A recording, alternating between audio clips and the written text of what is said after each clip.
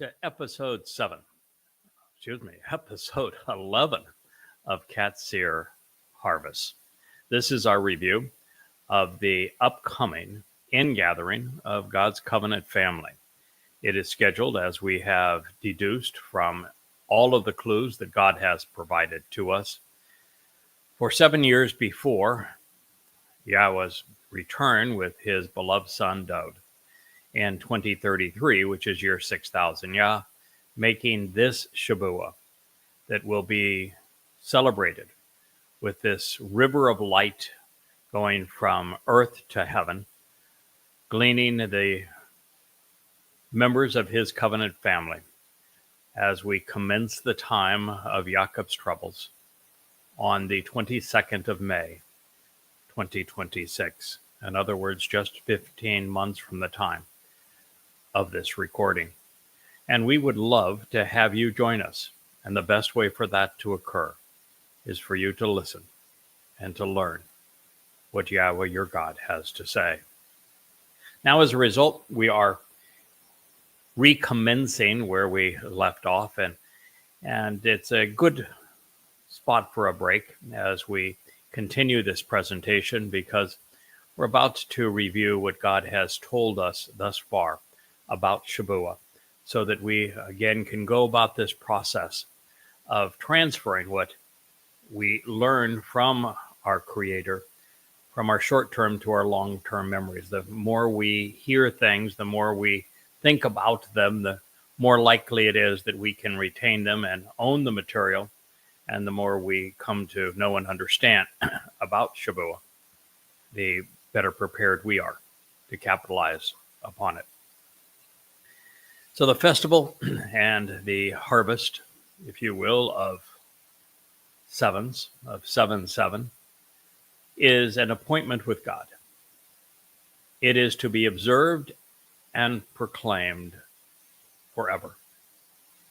Throughout all time, no matter where we live, it is a prescription for living. It is etched in stone to cut us into God's eternal family. And since Yahweh had so much to say about the Mikra, the invitation to be called out and meet of Shabuah, I want to review his testimony, his instructions, this time less interrupted by my explanations and my commentary, so that you have a better understanding specifically of what God is offering.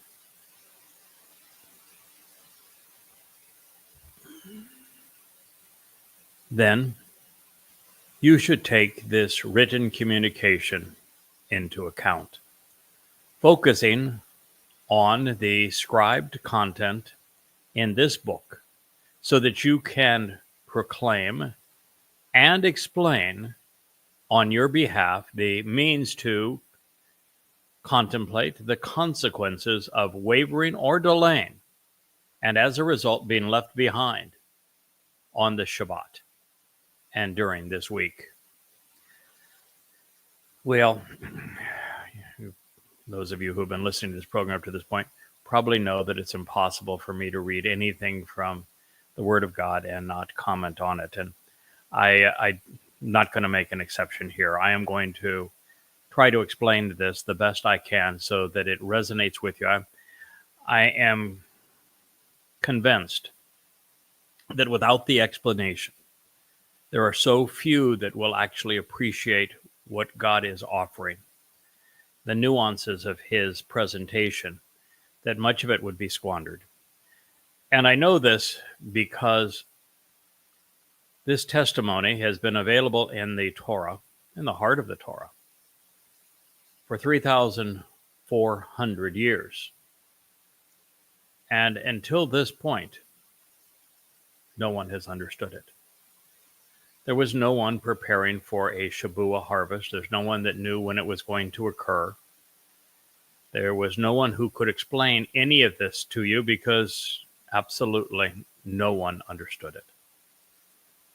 And that really is the point of what we're doing here. So rather than just read it, I am going to do my best to make it as relevant as possible for you. So we begin with the fact that back in the time of Moshe, there was only one way to be assured that a communication from God would be retained accurately throughout time, and that was to write it down. The Hebrew alphabet was designed specifically for this purpose, comprised of 22 letters, initially all in the shapes of things that pertain to humanity and that we humans use, so that you wouldn't even have to be particularly literate just to and be able to look at the images, the characters themselves, and deduce the meanings of many of these words. When I engaged with the Iowa 23 years ago, we began with a very brief discussion that led to 22 years of written communication. I was asked to write what I was learning down, and I did. There are now, I think, 36 books all total that I have composed over these years. Many of them are represented behind me. There are the full set, all available free at yadaya.com. Some are conveniently presented to at goddamnreligion.org.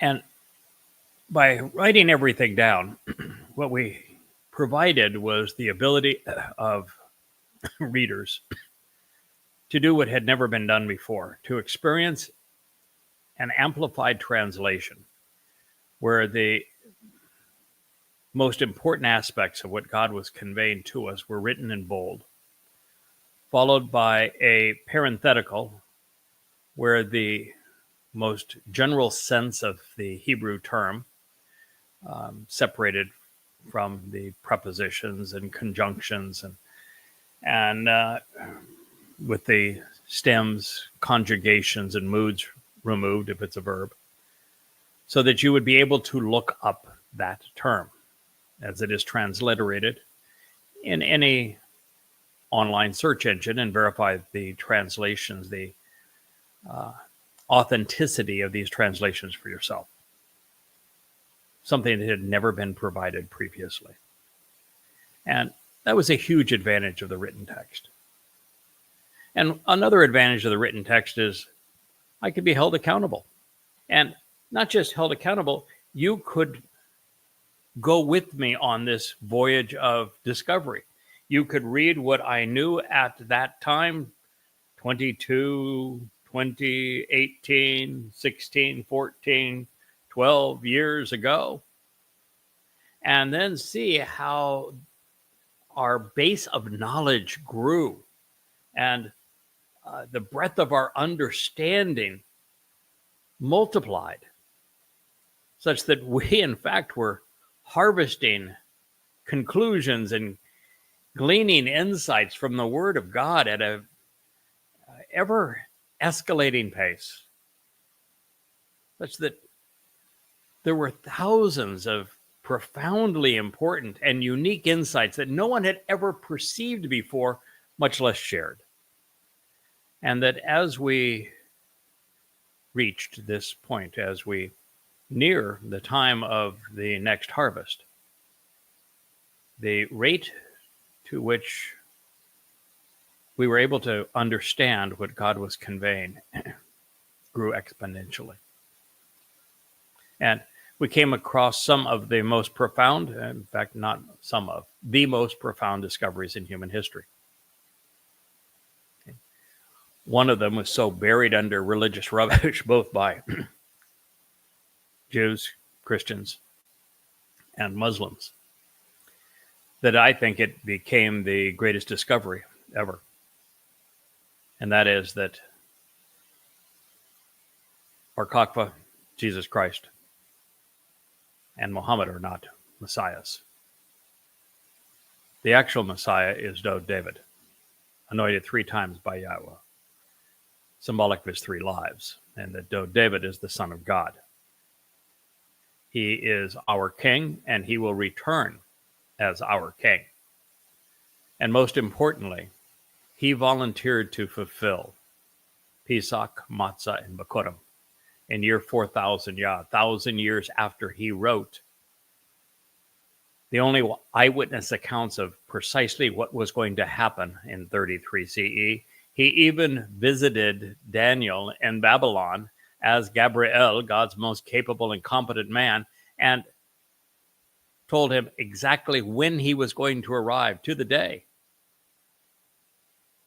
to fulfill Passover, unyeasted bread and firstborn children, and what would occur as a result, and then walked us through the end of time so that we're in a position to know that Shavuot, which means 7, occurs 7 years before his return.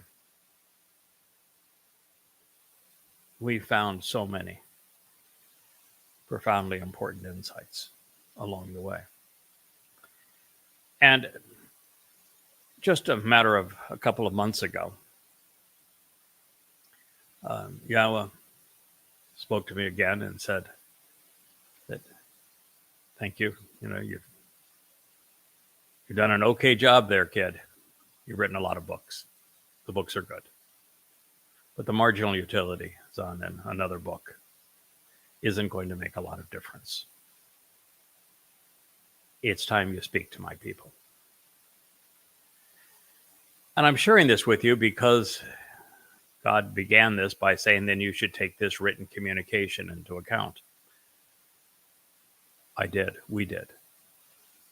And we did for 23 years. And ultimately, by taking it into account and writing those some 36 books, I became the repository of what we had learned. And now we recognize that it was time that we start speaking to his people. And this had always been a bit of anathema to me. I much prefer written communication. It's more precise. It is so exacting that with written communication, if you make a mistake, I think you're duty bound to go back and correct it. And I've been responsible in that way. Every time I have learned something along the way, I've gone back and refined what we have previously said. I liked that. I liked the accountability of it.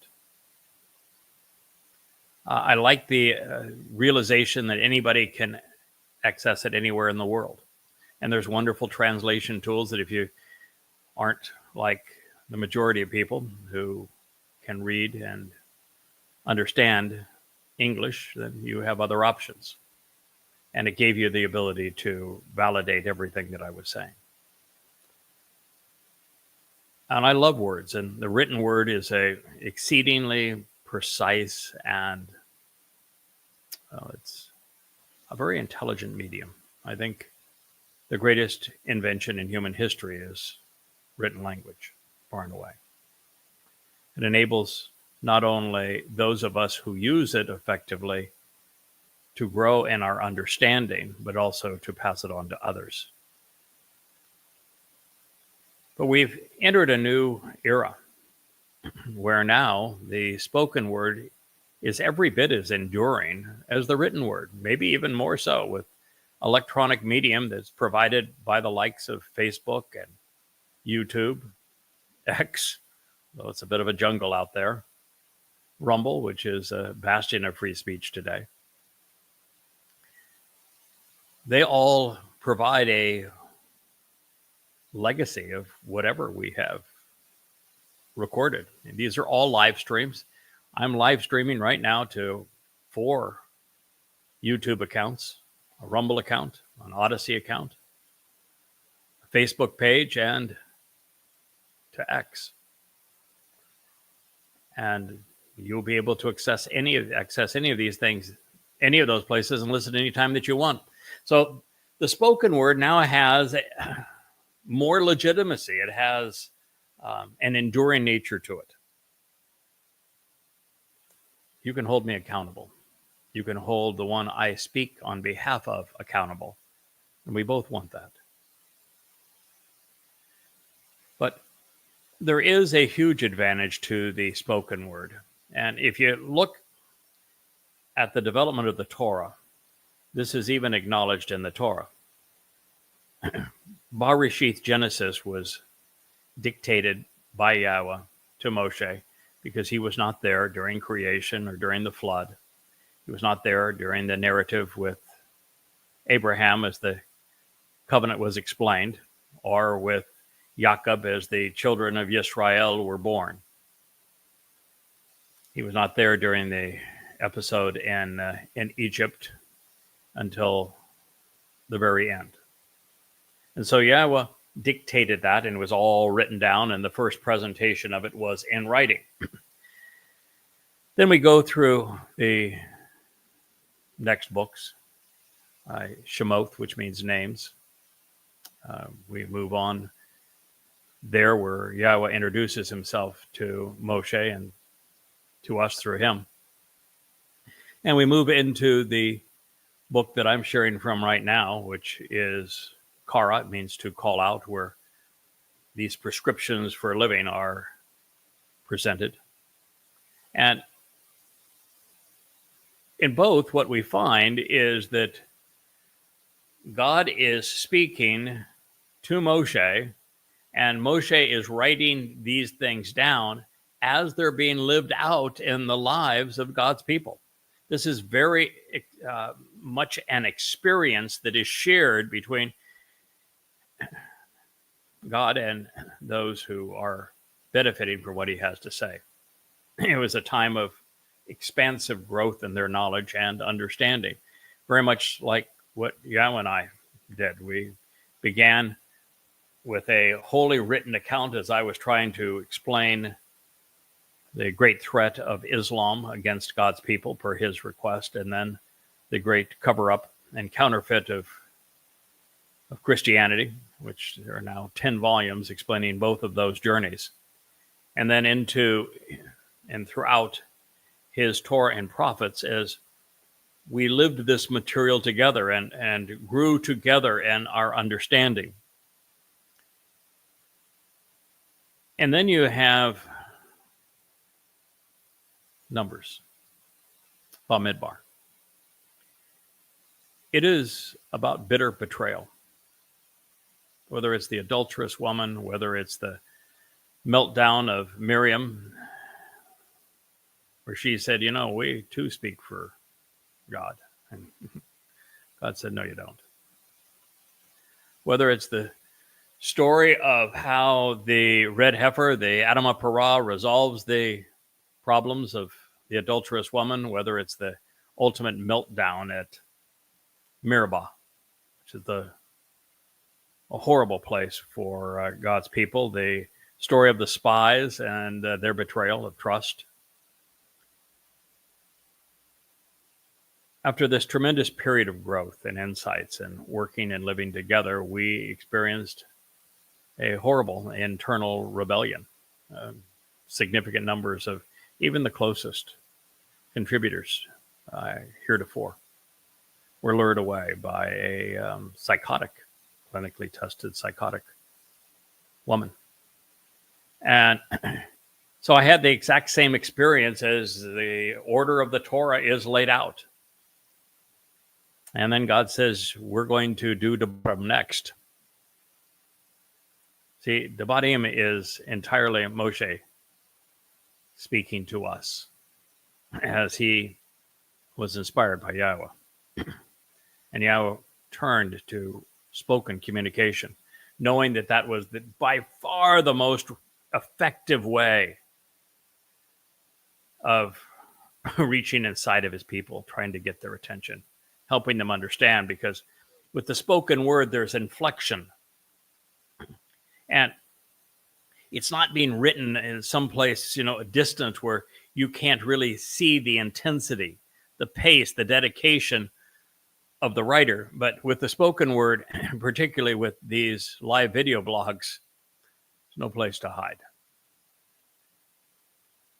You can see me as I am. This is as real ever gets on the most important subject in the history of humankind. sponsored by Yahweh himself. That's why it is the Yahweh blog. And so we're following the order of the Torah, just as God prescribed it long ago.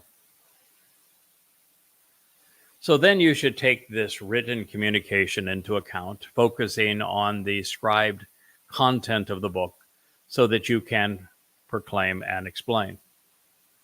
It's exactly the path that we have taken right up to the Shavuot harvest.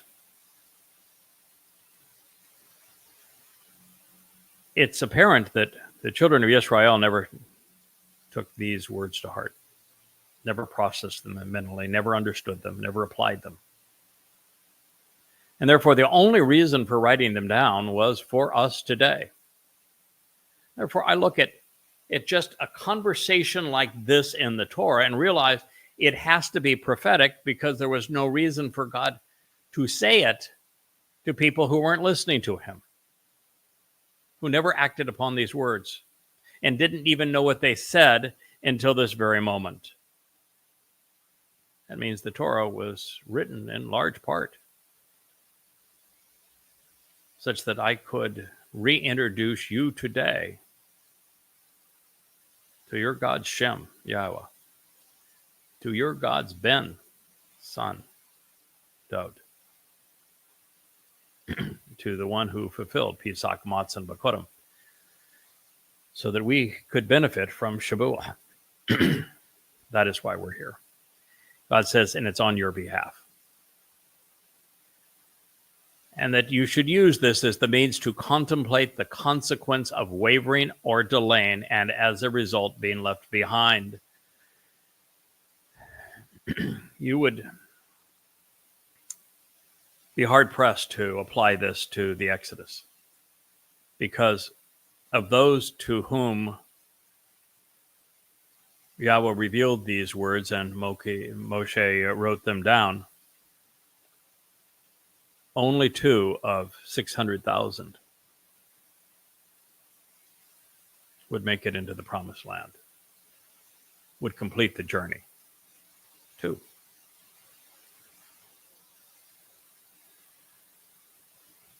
Yosha, Ben Nun, and Caleb. They were it. And so again, this is prophetic. God wants you to contemplate the consequence of you wavering at this time. If you are a Yehud, a Israelite, you and your people before you have gone 3,400 years without acknowledging the name of Yahweh, and 3,000 years without acknowledging the sacrifice of your king, Dod. You don't have any more time. If you continue to waver and delay, you will be left behind. And you don't want to be left behind on Shavuot, because Shavuot is, according to the prophet Yeshayah, who knows what he's talking about, Isaiah, is the beginning of the time of Jacob's troubles. And you think it's bad now, and it really is. The whole world has turned against Israel. The Muslims are up in arms. They smell blood in the water. And Israel now is in favor of an insane plan to relocate 2 million malcontent Muslims who are murderous and who only want one thing, which is to annihilate Jews and eradicate Israel, and move them out of where they can be quarantined and into Egypt and Jordan, where they will be armed to the hilt, where they will metastasize, where there will now be 3 or 4 million jihadists invading Israel as a result of this move, if it were to transpire, as opposed to the 3,000 on 10/7. Suicide Israel. And to make this happen, wait and see. The condition for it to occur will be the two-state dissolution, whereby the heart of the land of Israel is given to these terrorist Muslims, which will start World War III, just as Neville Chamberlain's gift of Czechoslovakia started World War II. You don't want to be there when this happens. It's going to be very difficult to survive as a Jew. The prophet Yoel says it's going to be the most horrendous time in human history, unlike anything that has transpired before, and that would include the Holocaust. You don't want to miss this harvest, which we calculate to be the Shavuot. 7 years, because Shavuot means sevens, and Dotoloso, before his return in year 6000 Yah, which is on October 2nd, 2033. You don't want to be left behind. But even if you are, this legacy will remain online for you to read, to you to listen to, and you will have one more opportunity, that of Teruah, which you're going to have to do some head scratching to figure that one out, because based upon your rabbis, you have replaced Teruah, which means heralds, with Rosh Hashanah, the Babylonian New Year, becoming your high holy day. And you've been hoodwinked into believing that it's Yom Kippur rather than Yom Kippurim, and that it is a day of atonement and of self-sacrifice, of twirling chickens over your head, as opposed to the day of reconciliations. And you're clueless as to who your returning Messiah is. And so you've got a lot to catch up on and learn and unlearn if you're going to prevail after the Shavuot harvest. Fortunately, there will be a pair of witnesses in the last 3.5 years, Yada and Elia. Yada means to know. Elia, Yahweh is God.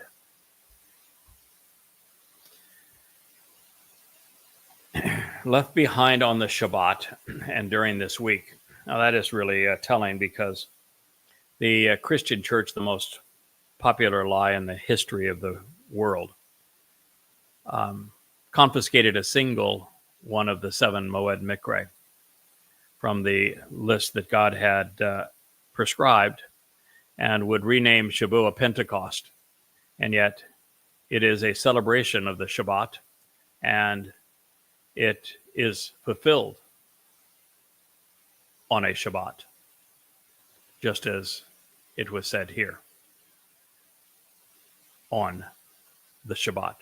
By the way, May 22nd of 2026 is, of course, a Shabbat. The final ingathering on Teruah, it is also a Shabbat. When we have the opportunity to camp out with God following Yom Kippurim on Sukkah, it's also a Shabbat. God does his best work on Shabbats. From the day that you arrive with the sheath of bundled grain gathered and ready for transport, for the uplifting wave offering of the perfected, there will be 7 weeks.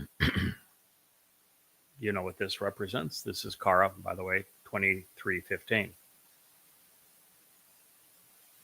It is on Bikurim that we are to arrive with the sheath of bundled grain ready for transport, because Shavuot represents, or Teruah, Bikurim, excuse me, following Pesach and Matzah, Bikurim represents firstborn children. It was fulfilled by Yahweh's firstborn, his Bakor Dod. And it's to be symbolized by bringing a sheath of bundled grain gathered and ready for transport and offering it up in a wave offering to God, symbolizing that these are the firstborn children of the covenant. and that they have been perfected. And they have been perfected on Matzah. Matzah is the day that Dod's nephesh soul carried the guilt of every covenant member into Sheol to deposit it there and never to be seen again. It is the day that Jews no longer celebrate, so they can't benefit from. That needs to change as well. In the rabbinic calendar, it's a 7-day celebration of Passover, of which matzah is just an ingredient. In Yahweh's calendar, it is Chag Matzah, of which Passover is just the first meal on the first day. It's an amazing difference between the two. It's a matter of life and death. Shamaim, or Sheol.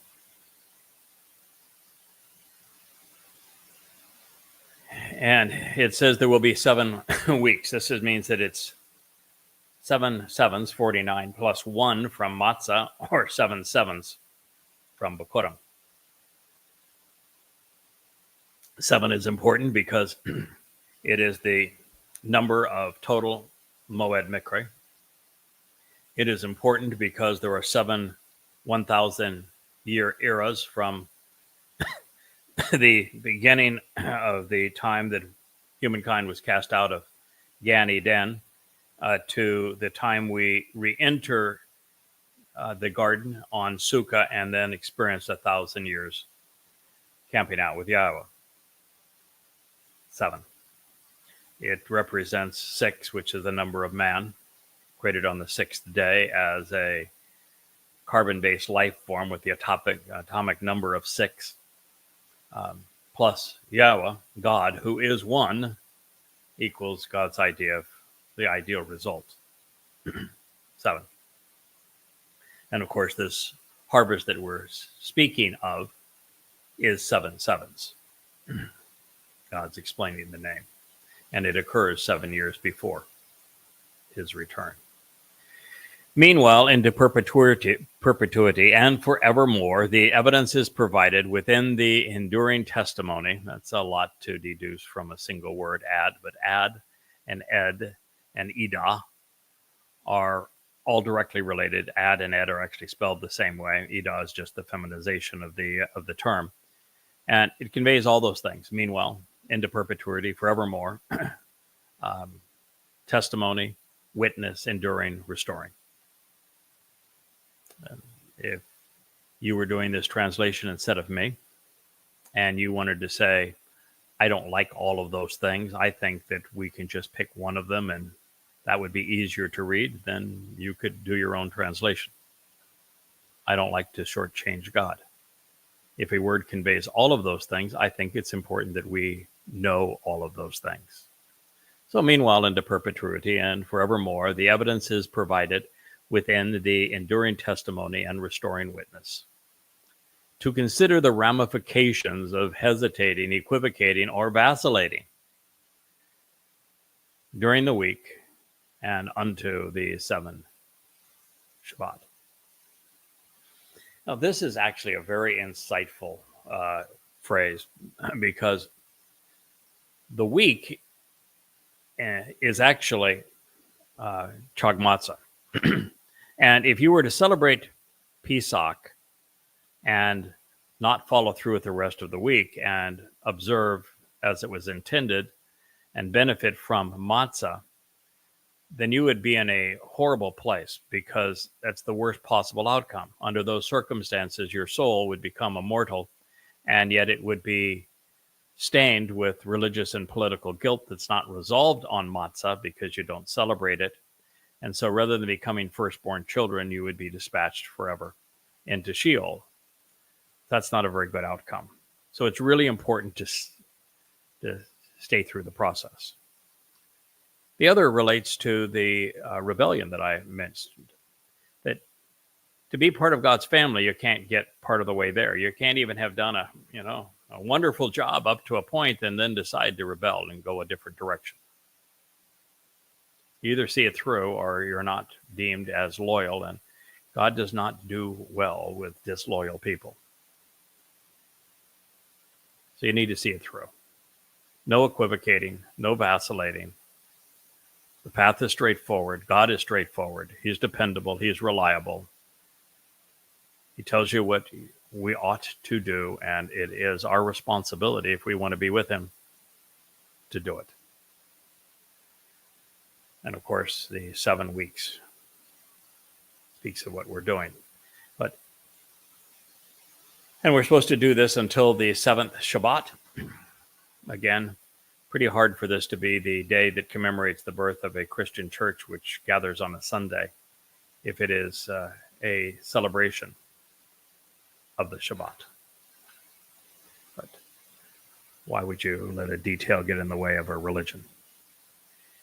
You can explain the written accounting of 50 days, 7 sevens plus 1. Now, we know precisely that during the week applied to Pesach, Matzah, and Bakurim, because it is just the 49 days from the wave offering of Bakurim, and now he has said this is 50 days, and by saying so, the only rational deduction from these juxtaposed statements is that the week that we ought not vacillate, equivocate, or hesitate on is the week of Chag Matzah, validating my interpretation of these words to you, which is why I'm sharing these insights with you as opposed to simply reading the text. So you can explain the written accounting of 50 days. So therefore, with the renewing and restoring gift of the sacrificial offering, you can approach and present yourself to Yahweh. The sacrificial offering that would pertain to the difference between 7 sevens, 49 days, and 50 days would be what occurred on Matzah. That is the day that takes 49 to 50. And while it's the day prior to that, Pesach, that provides eternal life, the ultimate gift was the sacrificial offering that allows us to approach and present ourselves to Yahweh, that is restorative. And that is because on Matzah, Dod took our guilt, took it into Sheol, dropped it off there. It's akin to a black hole, never to escape, never to be seen again, which renews us, restores us, perfects us, so that we're in a position to approach Yahweh. That's the purpose of that sacrifice. Hara 23:16. You should come bringing out of your homes 2 loaves of life-altering bread. And we don't typically think of bread as being life-altering. We don't typically even bother to think of what do the 2 loaves represent. Why bring them out of our homes? Why isn't the matzah prescribed this time? These are lakem. This is leavened bread. Doesn't mention leaven, but loaves of bread would most often be leavened. Yeah. As we've talked before, Yahweh has 3 horticultural metaphors that explain the nature of Pesach, matzah, Bakurim, Shabuah, Teruah. And these ingredients are grapes, which, when crushed and properly prepared, create wine, which is Pesach. The blood of the Pesach El, Dod as the Zeroah, is put on the doorway to life. Symbolic of that. Grain is the second thing, when properly prepared, turns into the bread of life. Grain is that which is presented purely without yeast on matzah. The yeast, that fungus of yeast, is removed, carried into Sheol. And it represents barley, which is a grain that is purified and harvested and made part of that wave offering on Bakurim.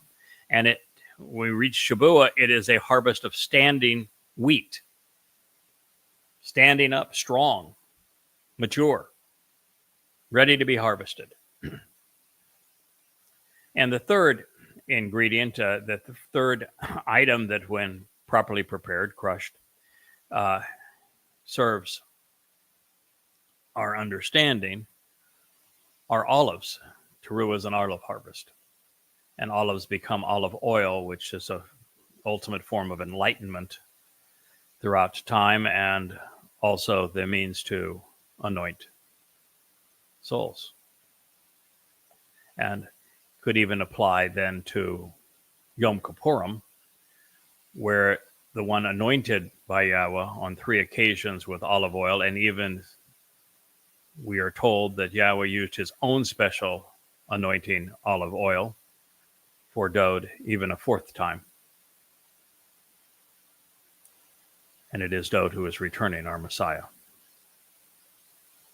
So all of these things exist, and you could even apply them to Sukkah, because we're returning to the garden, and these are horticultural metaphors, where there will be fields of wheat, where there will be fields of barley, where there will be vineyards of grapes, where there will be wine, and there will be bread, and there will be orchards of olives and olive oil and lamps, like the menorah that is now over my left shoulder. I forgot to put it in the scene, and talked about it considerably in our last 2 programs. That's why I'm an amateur producer of this program. I need my wife to return from Florida, where she's currently going to be there through the evening tomorrow.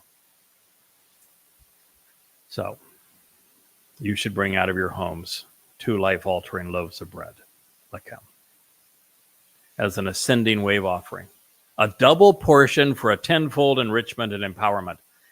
So much symbolism from here. This now, because Yahweh is speaking to the children of Israel, it is out of the children of Israel that these loaves are being brought out. I had as part of this rebellion where the rebellion said we didn't even know that Shabuah was our harvest until recently, them distinguishing it from Teruah, which is a olive harvest of Israelites, making them goyim, and they're thinking that Shabuah is theirs, just like Christians stole it as well. Well, this pretty much precludes that, doesn't it? The loaves of bread come out of the house of Israel. Now, because we're told that the attendees of Shabuah are varied, young and old, rich and poor, men and women, various stations of life, that there is a potential inference that this wheat harvest and its varieties of wheats plural, would represent Goyim and Israelites. But many times when Yahweh uses 2 in reference to his people, it is as he uses it in Yirmiyah 31, when he is talking about the restoration of the covenant. He makes it very clear the restoration of the covenant is not with Goyim. It's not with Goyim and Israel. It's with Yahudah and Israel. And so there is every reason to conclude that is also the case. Now, that doesn't necessarily exclude Goyim from participating in the harvest, because when we are incorporated into Yisrael, when we come into the house of Yisrael, when we journey out of that house with Yisrael to the promised land, as is being presented here, then we can partake of that which was offered by Yahweh to Yisrael, which is the Torah, its covenant, these Mikra instructions, and therefore these harvests. But it's reinforcing that it is by recognizing that we're coming out of the house of Yisrael that this is possible. The bread of life is an ascending wave offering. It's just, again, like Bikurim, because Shavua is a Bikurim harvest, being offered up, symbolically saying that these individuals are on their way to Shamayim. And we're told that it is a double portion because the Shavua harvest is larger than the Bikurim harvest. Now, in Bikurim, there's only one person harvested that we know of. Is there the possibility post Bikurim that Abraham and Sarah, Jacob, and Yishak, Samuel, others that were extraordinary? My buddy Yeshaya, Yirmiah, Hosea, Yoel, so many wonderful individuals. Of course, Moshe could have been gathered in, or they could have gone directly to Shamayim previously. We don't need to know. We aren't told explicitly, but we know that Bikurim was fulfilled by a single individual, David, the son of the Father. So a double portion could mean that Shavua is fulfilled by two individuals. Since it is a Bikurim harvest, it would be David and the final Zeroah, Yada, who is working with Dod. If it is just a double portion and we're expecting twice as many participants, then I guess I could be whispering this in pillow talk to my wife, and it would just be the two of us. I don't think that's what God is inferring. I think the double portion here means that this is going to be a much more robust harvest. I think it is more exponential, and I think this is the largest of the three harvests. So I think that is the intent of the double portion. Shamaim, though Shanaim could also mean that it is a secondary harvest too. And that would be a very accurate reflection of what this is, because Bikurim is the first harvest and Shavua is the secondary harvest. And there is a third option, which is even better than the first two that I have shared with you. And, I'm not the least bit uncomfortable, and I hope you're not, recognizing that the likelihood is all three of the things I'm going to share with you are true. And for me to walk you through openly and honestly with the most reasoned deductions that can be made and conclusions that can be advanced from the text and thinking it through with you is much healthier than me being almost authoritative and dictatorial and say, this means this, and if you don't believe it, then you're going to hell. That isn't Yahweh's style. He wants us to think these things through. He wants us to teach others how to think them through. It's important that you know my thought process. I've shared with you how I came to the dates, for example, of Shavua, and I want you to know how I can go about interpreting this so that you can consider the implications. That third implication of a double portion is explained by Ishiron. You see, Ishiron, which is a tenfold enrichment and empowerment, also occurs at Bikurim. Yahweh's firstborn children at Bikurim, as a result of Pesach and Matzah, receive a tenfold enrichment and empowerment, so that we are enabled, we are enlightened, we are emancipated, we are more like God. We're far more capable as a result of benefiting from these things. And then comes Shavua, because the process is to take us from this mortal physical world of chaos and decay to a energized and perfect environment, dimensions beyond where we currently are. We really have to be enriched and empowered all over again, And so this is the second time to receive a tenfold enrichment and empowerment. That's the most likely. Although I think many of the things that I've shared with you are valid.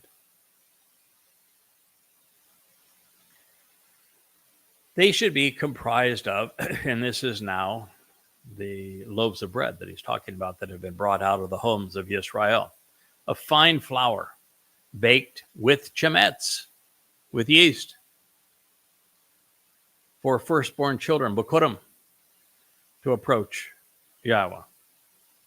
Now, if you are a beneficiary of matzah, then all of the yeast has been removed from your soul. And this then is symbolic of the fact that what we're offering up to God is those who may still be yeasted for a while, but ultimately, because they know that they're a beneficiary of Bikurim, will have that yeast removed. But it is this acknowledgement that during Shabuah, we are asked to convey this message to everyone. So the overwhelming preponderance of those listening to me now are still yeasted, and I am offering you up to God. And it is by you then recognizing the benefit of what occurred on matzah that your fungus of religious and political guilt is removed. So this is all done to approach Yahweh. And you hear Yahweh's name over and over again. Yahweh's name is very easily pronounced. He told us it was based on Haya, the verb I am, I was, I will be. Haya explains how to pronounce 3 of the 4 letters in Yahweh's name, the Yod and the Hes. No mystery. Yah, Wah, in terms of those letters. So all that remains is how to pronounce the Wah, which I am offering the O sound, because it's a vowel. And that shouldn't be difficult, because the book that we're reading from, the book that introduced us to Yahweh's name, the book that told us how to pronounce Yahweh's name, the book that told us that Yahweh was God's one and only name, is written with a Wah in the middle of it. The Wah is what creates the O sound in Torah. Nobody disputes that the Wah in Torah is pronounced as an O. And it even has the Ah at the end of it. So Yahweh is the obvious answer. Should you say, well, that's just one word? Well, how about the single most repeated word in the Hebrew language over the last 3,000 years, shalom? Where do you think the O sound comes from in shalom? Yes, the Wah. You should come as close as possible, taking responsibility above and beyond the loaves of bread. Speaking against to the children of Israel, asking them to come close. They have all of these years scattered and gone away. The mission now is for you to approach God. Come as close as possible. Take responsibility above and beyond these loaves of bread, attacking the problem by dining with 7, conveying the promise of being perfected, becoming unblemished and innocent as children by way of the lambs. Each year is the means to renewal. And one bull. One bull, representing that which is frustrating and divisive, broken, ineffectual, but also productive and fruitful. It is an Adamah Parah, which is a man of the earth who is productive and fruitful. that will perform this same function for Yisrael in on Teruah in 2033. And it's the single bull that makes a tremendous difference here as well, because he is the one Yahweh has chosen to kick some sense into his wayward children and to stamp out all of the demonic nonsense that is swirling among them. Representing that which is frustrating and divisive, broken, ineffectual, fruitful, and productive. A male in the morning to encourage being perceptive and discerning, considering the available information to respond appropriately. And two transformative rams, representing the upright pillar in the doorway, even the leader of the flock.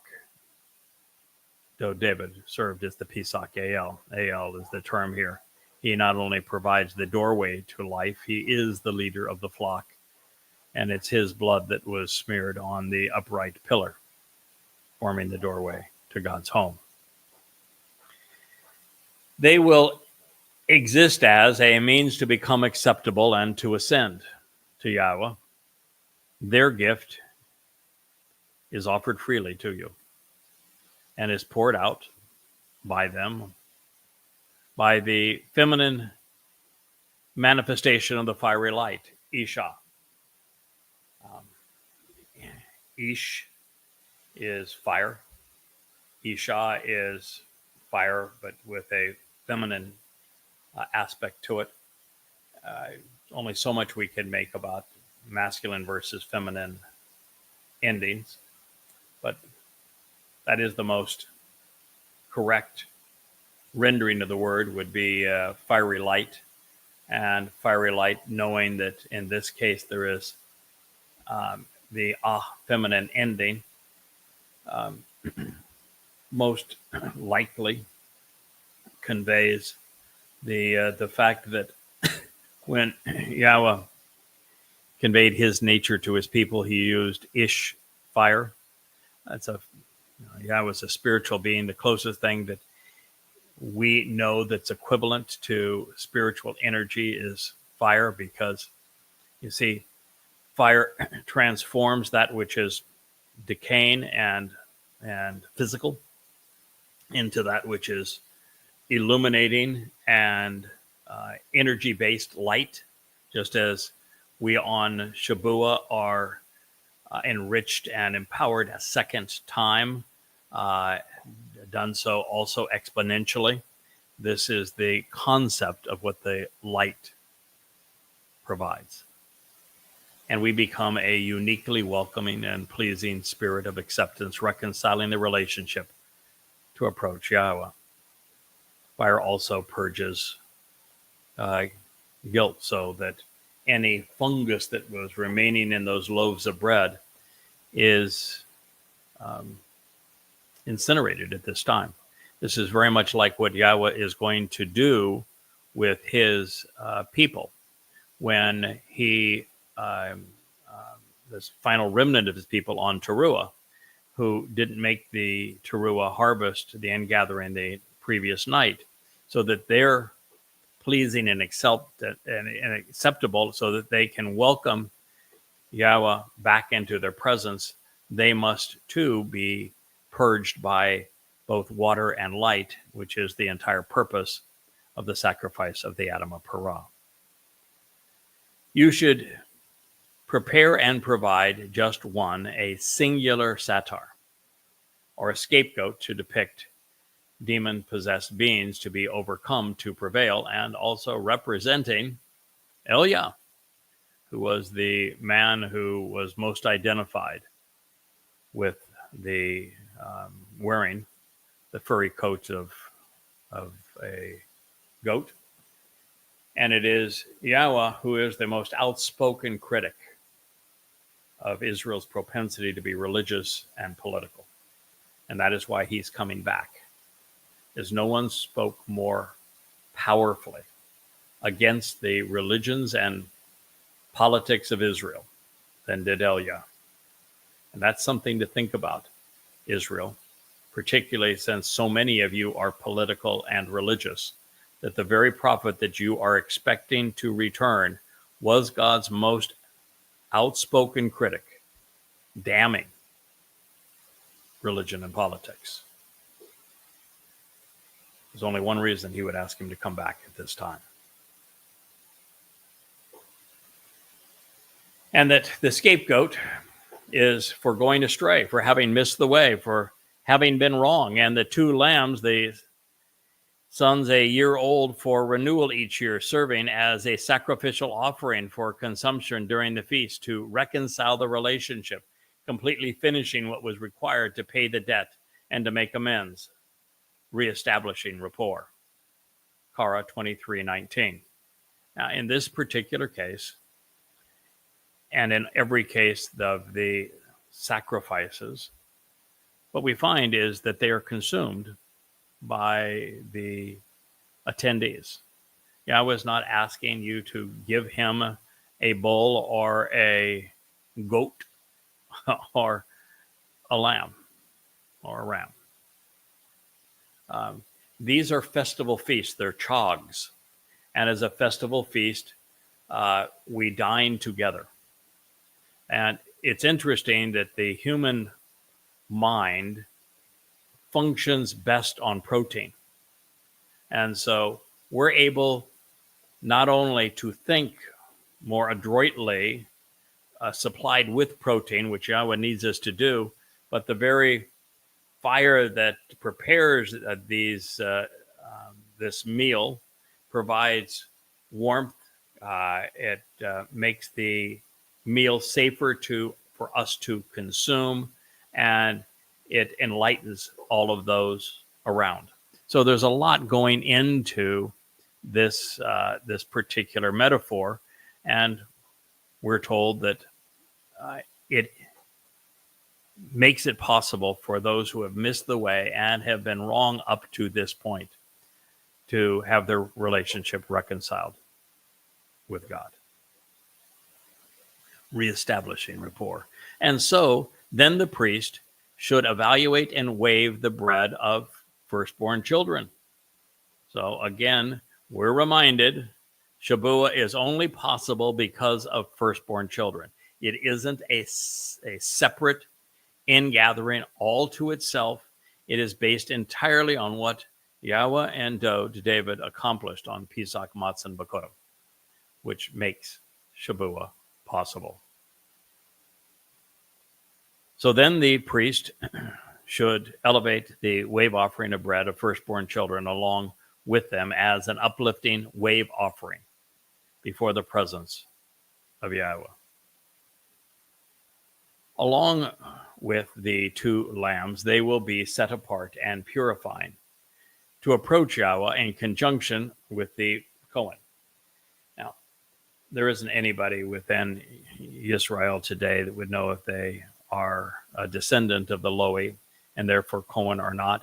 And I'm not sure it even matters in the short term, because when Dod, who's the one who really matters, brought the Ark of the Covenant back into Jerusalem, he chose men who were from Edom, Obed-Edom, to perform as Yahweh had instructed regarding the Ark of the Covenant.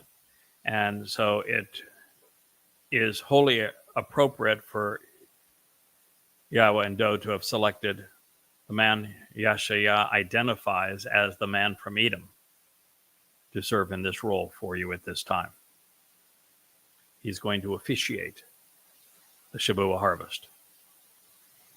And you should announce an invitation to meet along with a welcoming opportunity to announce what you read in association with this essential day.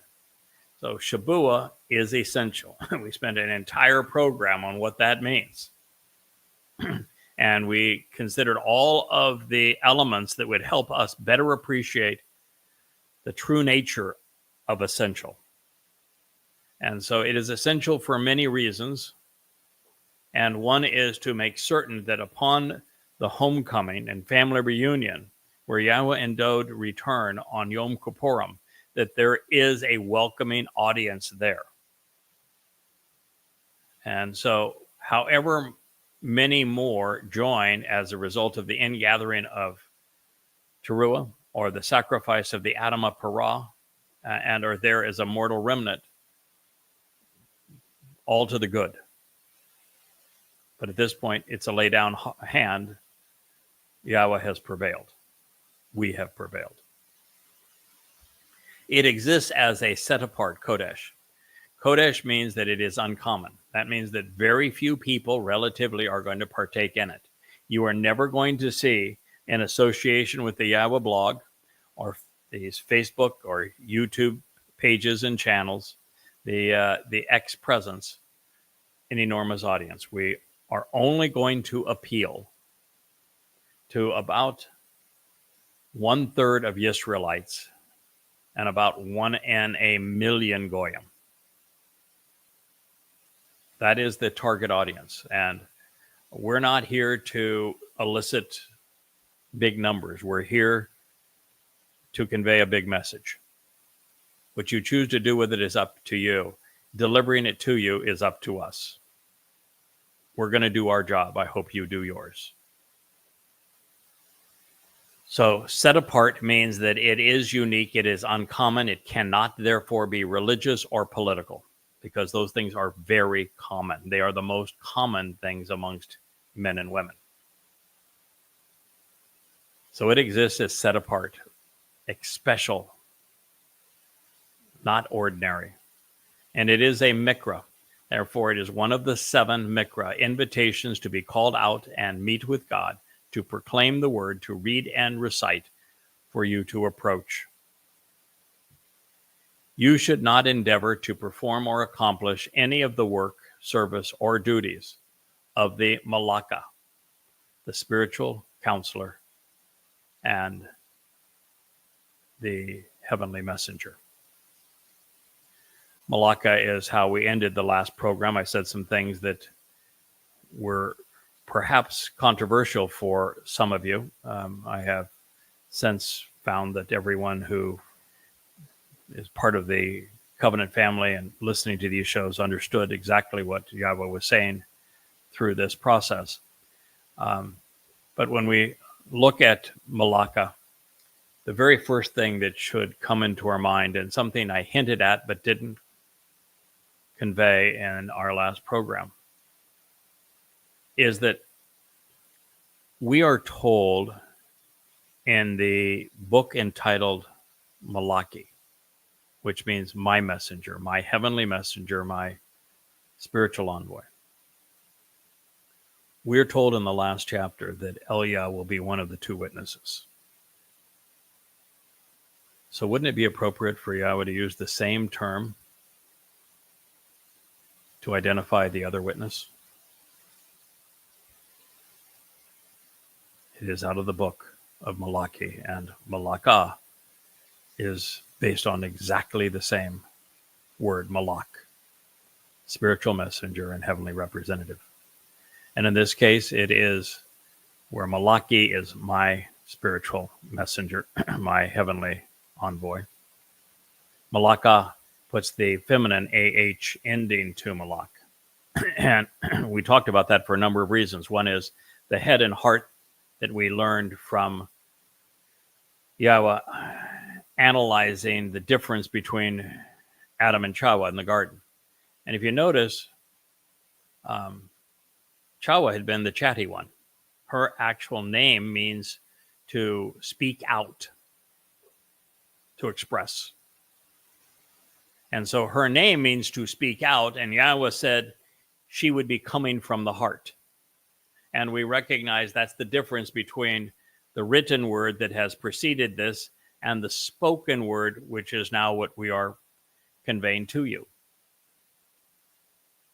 And so there's also a message there, isn't there, about this transition to the more feminine approach of conveying these words audibly to pierce the heart of Yisrael.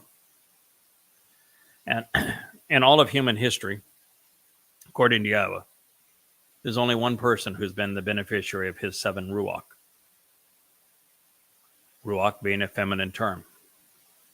Ruach being Yahweh's spiritual messengers, his heavenly envoys. And so it is entirely appropriate for him to use the feminine to identify the one person who has benefited from his 7 Ruach. We learn that in Yeshaya 11, of course. This is an eternal prescription for living. Means what I've just shared with you is everlasting, and it is a prescription if you want to live. It is a clearly communicated and inscribed decree to be cut into the relationship and to live life to its fullest, chukah. In all of your dwelling places and homes for all time, throughout your generations forevermore, including going on and being part of the Sukkah celebration where we get to camp out with God here on earth in Eden-like conditions for 1,000 years.